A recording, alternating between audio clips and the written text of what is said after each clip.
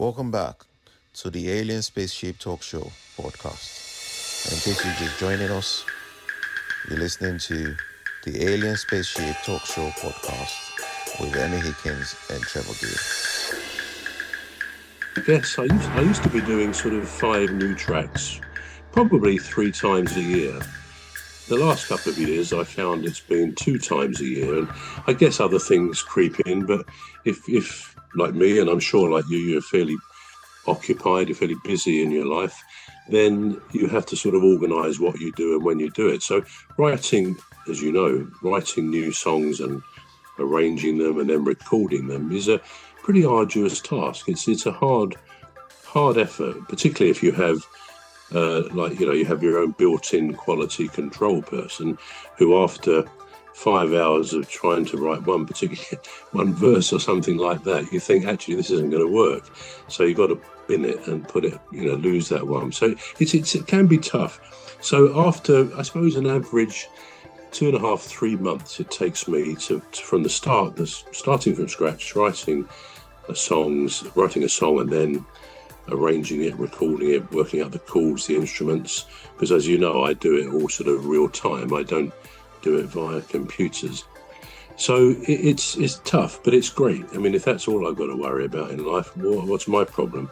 But it is hard work, and I guess like anything that's worthwhile, hard work is going to be involved in there somewhere.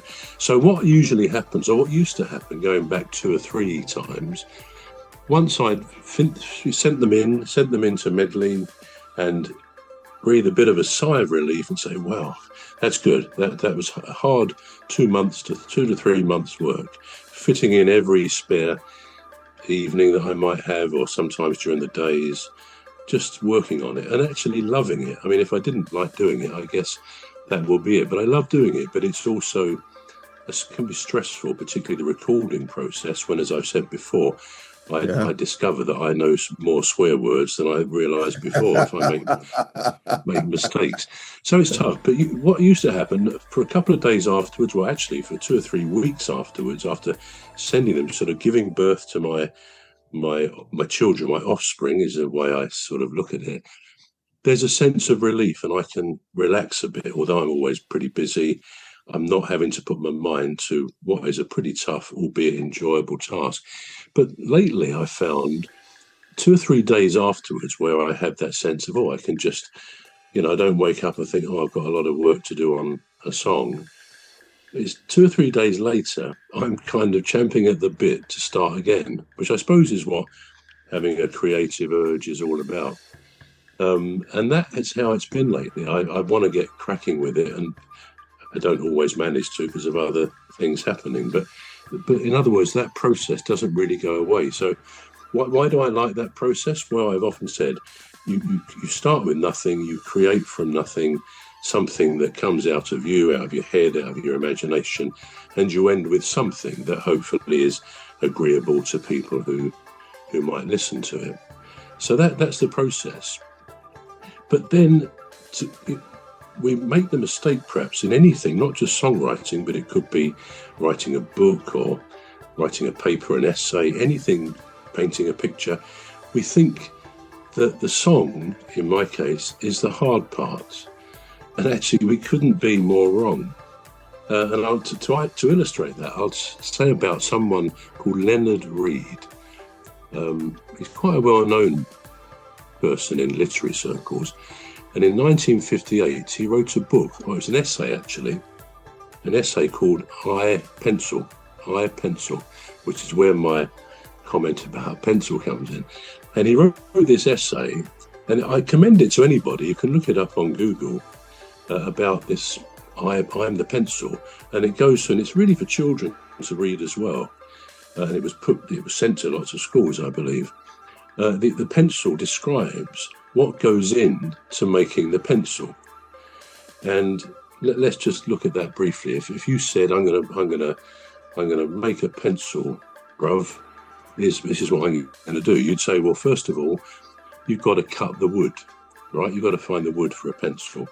So that's the first thing you've got to do. Then you've got to mine the metal. You've got to mine the metal. if only for that little bit which holds the eraser, the rubber, and that metal bit is called a ferrule. So you've got to mine the metal.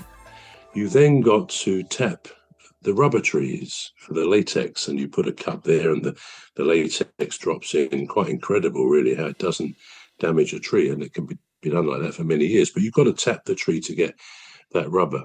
Then you've got to dig up the graphite, because you find it underground. We talked about graphite earlier. Then you've got to mix some paint. Now, all this process is happening to make your pencil. And actually, I think you could be forgiven for coming to thinking about it and saying, look, it's not possible. I think my comment on the introduction to this was no one can make a pencil. And when you think of what is involved in making a pencil, it's no wonder, is it? Because to actually end up with a pencil, and it's so... We're going to take a short break now. We're back shortly. You've been listening to the Alien Spaceship Talk Show with Trevor Gear and Emmy Hikins. The Alien Spaceship Talk Show podcast is looking for sponsors.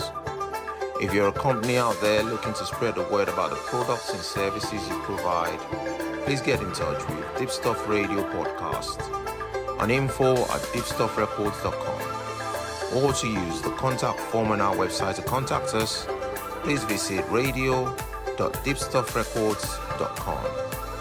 Also, if you're looking to get involved on the Alien Spaceship Talk Show podcast, reach out via our Deepstuff Radio Facebook page.